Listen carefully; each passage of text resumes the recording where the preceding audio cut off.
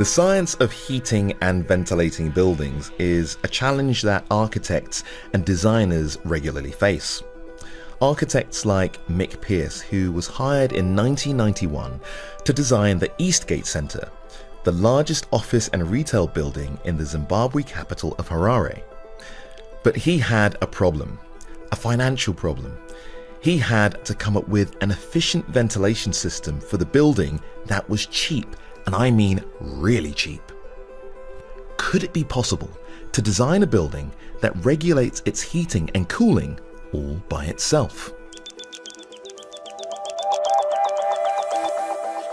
Then one day, the solution came to him as he sat watching a BBC natural history television programme about termites.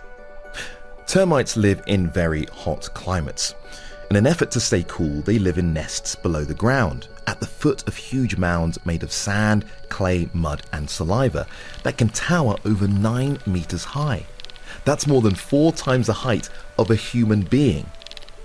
Despite the height, with several million insects living together, the air inside a mound could get very stale. But the termites have solved that problem too. And it was then that Mick realized that the solution to his problem was staring him right in the face.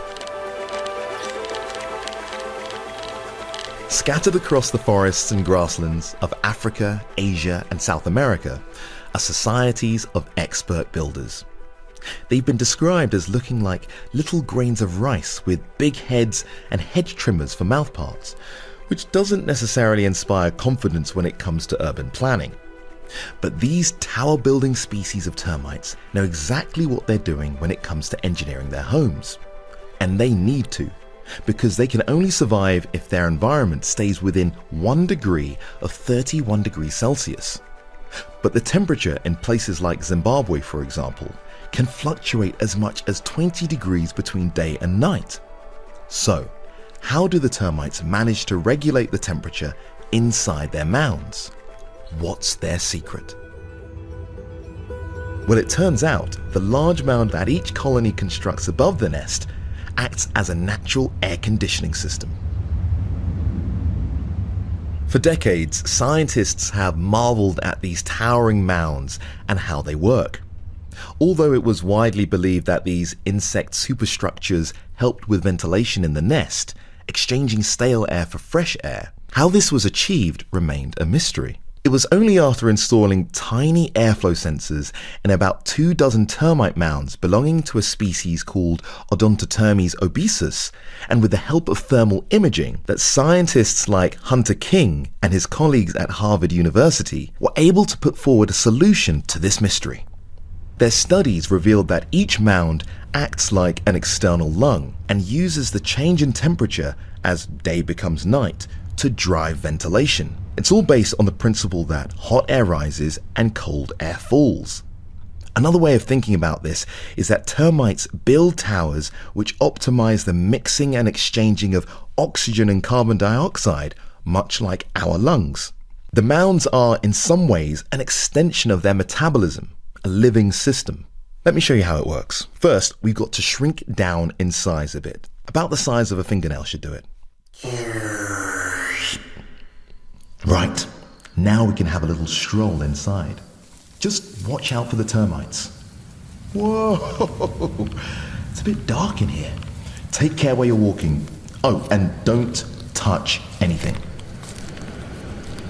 As you can see, far from being a solid structure, termite mounds are covered in really tiny pores, invisible to the human eye, which allow air to pass through them.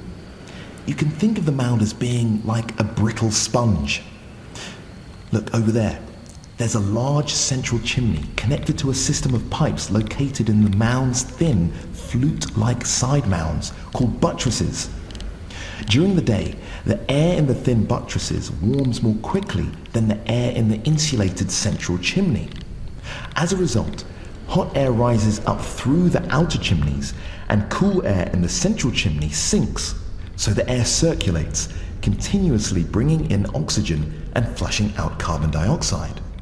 At night, the ventilation system reverses as the air in the outer mounds or buttresses cools quickly, falling to a temperature below that of the central chimney.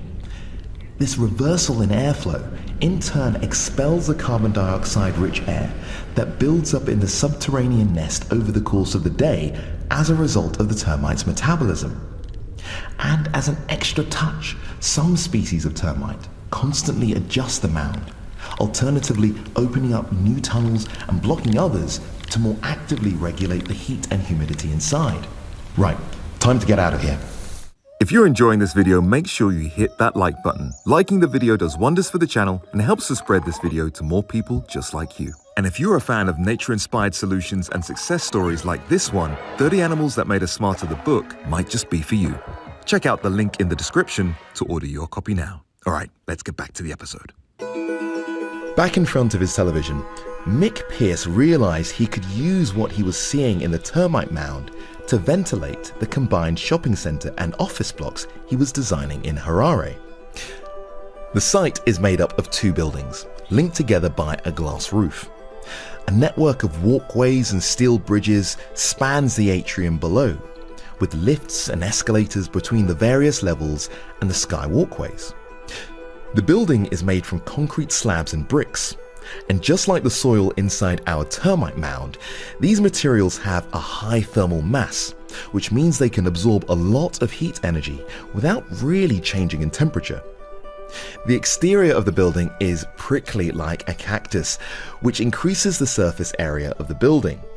This has the effect of increasing heat loss at night, whilst heat gain is reduced during the day.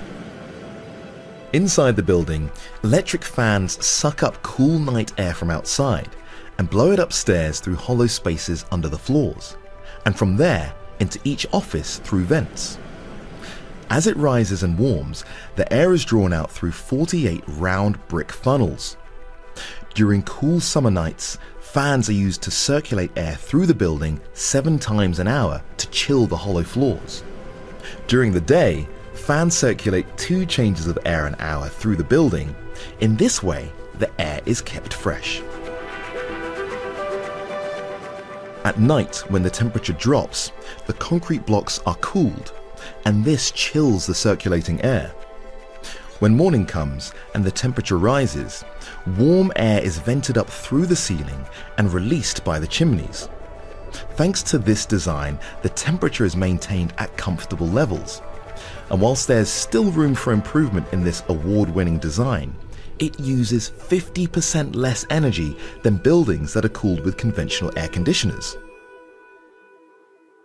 But like the termites and their finishing touches, Mick didn't stop there. He worked with a team in Australia to design and construct the Melbourne City Council House 2 building, also known as CH2. The face of the building is made up entirely of vertical timber slats, which cover a fully glazed wall. These slats pivot vertically, opening and closing in response to the time of day and the angle of the sun. It's almost as if the building comes to life as it moves in response to the conditions around it. By doing this, the structure maintains an internal temperature of between 21 and 23 degrees Celsius, and at the same time uses 80% less energy than buildings of the same size.